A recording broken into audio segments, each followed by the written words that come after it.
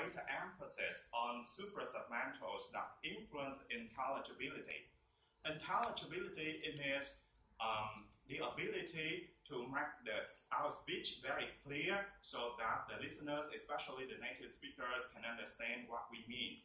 And we often measure intelligibility by rating the extent of our comprehension of the speech of the speakers.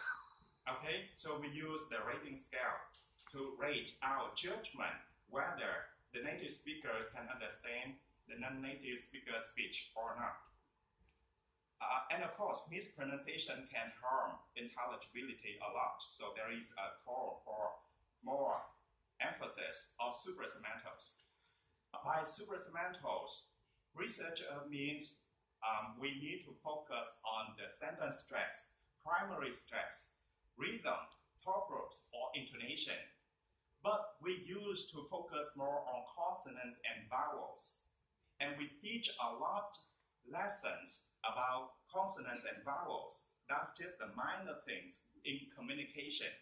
Even when we pronounce the consonants or vowels accurately, but we don't have the thought groups, we don't have the rhythm or the primary stress, maybe the most important thing, the native speaker would not understand that completely, okay, and easily. And research also shows that there is an effect of explicit instruction on pronunciation improvement. So we believe that if we focus more on suprasegmentals like primary stress, the most important thing, rhythm, thought groups, and intonation, it is more beneficial than focusing on consonants and vowels. Of course, we can't ignore consonants and vowels completely. The second aspect of this study is learner beliefs. As I said, we can't teach well if we don't understand our students' needs and perceptions, because if there is a mismatch between the teacher's perception and student perceptions, the students are not happy in the classroom because they have the feeling that, oh, the teachers do not teach what we want to study. Okay?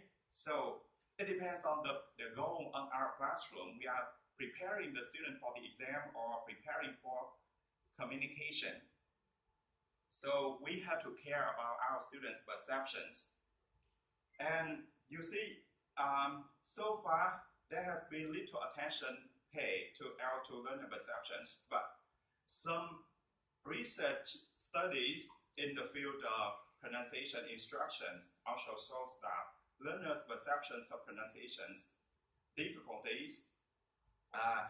Darwin and Sitter 2002 also interviewed many students, but they use interviewing as a tool to collect data.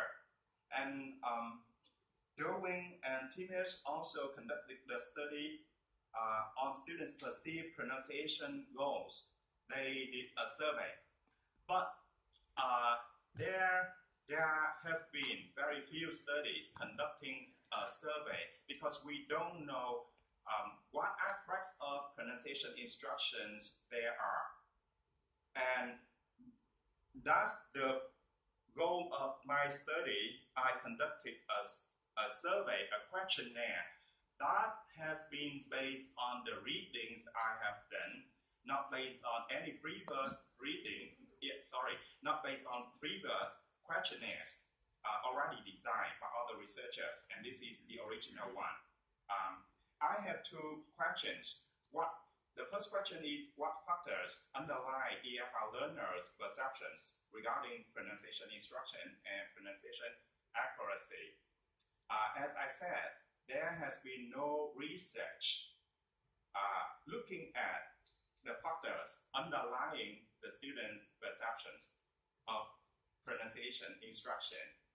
We don't know what they are, and I designed a questionnaire with 32 5-point Likert scale items, and I use factor analysis to synthesize or group all of the items into categories, and you see the label of the categories will appear later. The second question is more important. This is my main focus of the study.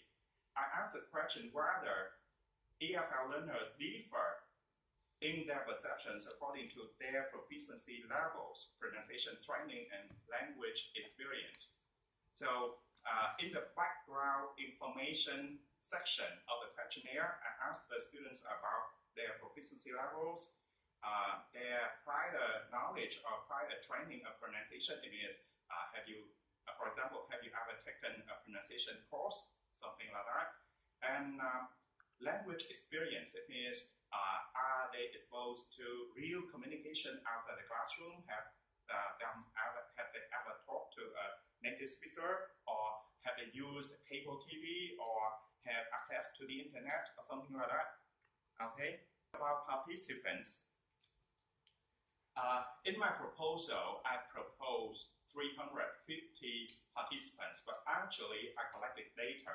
The responses from 535 participants. And these are the learners in English Language Center at the University of Vietnam. Their age range from 18 to 53, and of course all of them speak Vietnamese as their first language. And I collected data from students at 3 proficiency levels: elementary, intermediate, and advanced level. And of course, I also collected their responses, their perceptions from pronunciation courses and courses without pronunciation focus. Because a couple of years ago, in the foreign language center of the university, we still had a pronunciation course, and it's a series of 2 courses, like basic and advanced pronunciation course. And those who took, at that time, those who were taking the pronunciation courses had different perceptions than the other students who didn't take the course. Okay, I'm very interested in that. Talking more about instrument, questionnaire, paper-based questionnaire was designed, and it has 3 sections. The first section covers the background information. The second part is the main part, the major one. There are 32 items, Likert scale items, asking about the student's perception of pronunciation instruction and pronunciation accuracy, the importance of pronunciation, and their self-perceptions of their own pronunciation. It means I'm very confident, for example, I'm confident in my pronunciation or something like that, or my pronunciation is not good enough, something like that. And the third section of the questionnaire is an open-ended section about pronunciation learning strategies and how students would deal with the difficulties.